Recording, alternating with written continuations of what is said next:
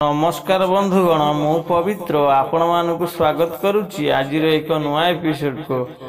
दर्शक बंधु आज विषयटी है केउ मंत्र द्वारा मनीषर स्मरण शक्ति अधिक बढ़ा जाई पारे एवं माता सरस्वती हस्त सदा सर्वदा मस्तक उपरे रही थाए, विद्या बुद्धि हुए, ज्ञान वृद्धि हुए एवं सत मार्ग चली थांती।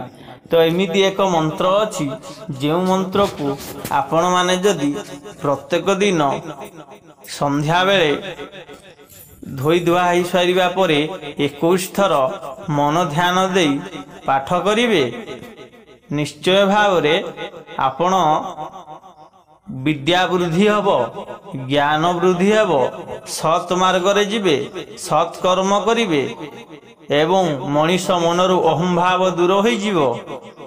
एमिति अनेक जिनसरु मुक्ति मिलिव। तो यही मंत्रटी है माता सरस्वती जे कि माता सरस्वती अनेक प्रकार मंत्र रही।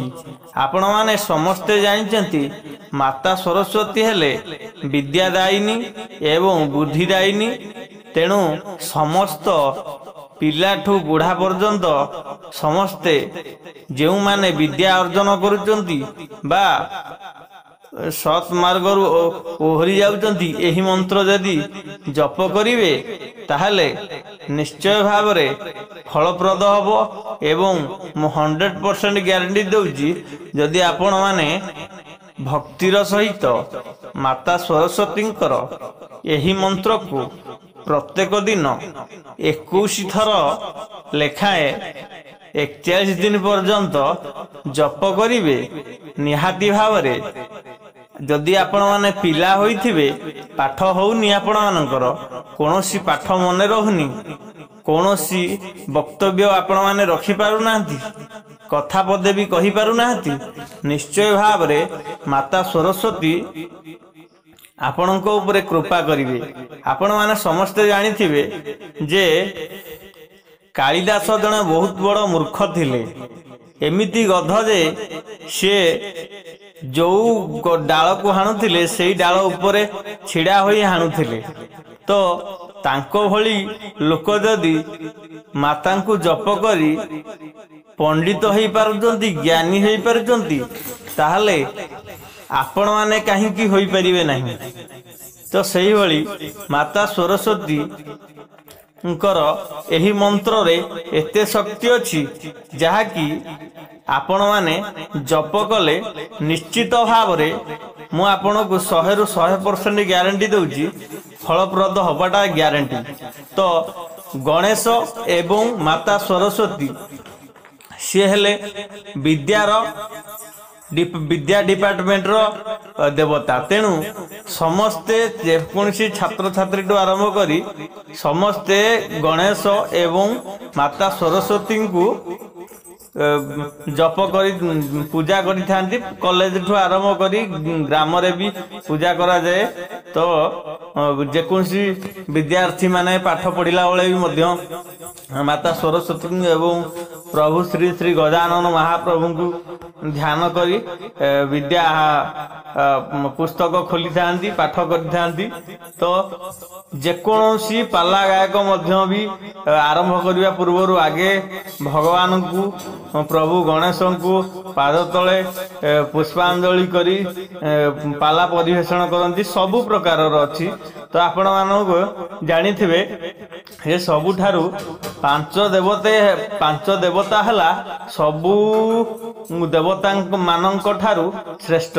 से पंच देवता किए किए आपण मानक मु एक श्लोक माध्यम रे कहूची। तो गणे नारायणे रुद्रे अंबिके भास्करे तथा भिन्न भिन्न न कर्तव्यो ठाकुरे पंचदेव नमस्तुते। तो यही जो श्लोकर अर्थ होला प्रथम किए आसुची ने गणे। गणे कहले गणेश, नारायण नारायण, गणे नारायण रुद्रे, रुद्र कहले शिव, गणे नारायण रुद्रे, अंबिके, अंबिके कहले आदिशक्ति बा सरस्वती, लक्ष्मी, पार्वती, रुद्रे, अंबिके भास्करे, भास्कर कहले किए भिन्न भिन्न न कर्तव्ये ठाकुरे पंचदेव नमस्तुते। तो दर्शक बंधु वर्तमान आपण मानकु मु प्रभु श्री गणेशंकर एवं माता सरस्वतींकर यही मंत्रटी देउची। सेही मंत्र को आपण माने प्रत्येक दिन 21 थर लेखाए काय मनोवाक्य जप करंतु। निहाती भाव 41 दिन पर देखिए आपण मानकर विद्या एवं बुद्धि रे परिवर्तन आसीजिवो। आपण माने निजे रियलाइज करि परिबे। तो मो मंत्रटी वर्तमान पढ़ुची, आपण माने चित्त मन रे सुनंतु।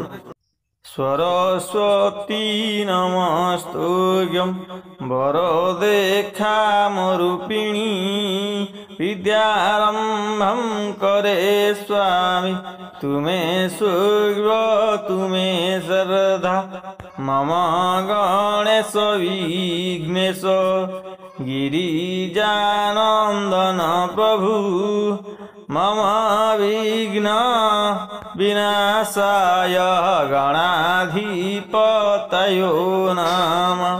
सरस्वती नमस्तुभ्यं वरदे खामरूपिणी विद्यारंभं करे स्वामी तुमे सुग्र तुमे श्रद्धा मम गणेश विघ्नेश गिरिजानंदन प्रभु मम विघ्न विनाशाय गणाधिपतयो नमः। सरस्वती नमस्तुभ्यं वरदे खामरूपिणी विद्यारंभं करे स्वामी तुमे सुग्र तुमे श्रद्धा मम गणेश विघ्नेश गिरिजानंदन प्रभु मम विघ्न विनाशाय गणाधिपतयो नमः। सरस्वती नमस्तुभ्यं वरदे खामरूपिणी विद्यारंभं करे स्वामी तुमे सुग्र तुमे श्रद्धा मम गणेश विघ्नेश गिरिजानंदन प्रभु मम विघ्न विनाशाय गणाधिपतयो नमः। सरस्वती नमस्तुभ्यं वरदे खामरूपिणी विद्या